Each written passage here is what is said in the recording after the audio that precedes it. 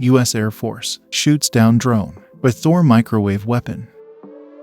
The U.S. Air Force's Tactical High-Power Operational Responder (THOR) microwave weapon has neutralized a swarm of drones in a recent trial conducted at the Chestnut Test Site in New Mexico. The activity simulated a real-world swarm attack on military assets. THOR engaged the targets and knocked them out of the sky using its non-kinetic, speed-of-light microwave pulses.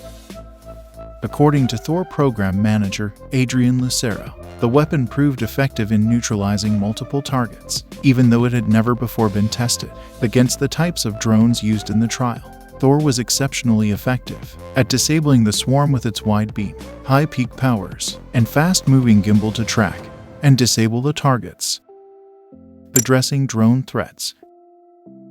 As drone threats become increasingly sophisticated, many countries have invested billions in bolstering their counter-drone capabilities. The U.S., for example, has been exploring different technologies to protect against such threats. Investments in directed energy to counter drone swarms have also increased to provide better and more effective protection to U.S. military personnel anywhere in the world. Apart from the THOR weapon system, the U.S. plans to deploy the Leonidas high-power microwave weapon that neutralizes drones by zapping their electronics.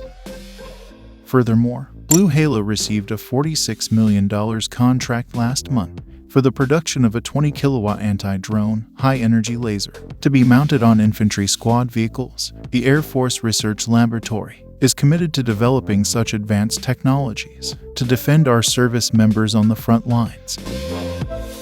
Thanks for watching.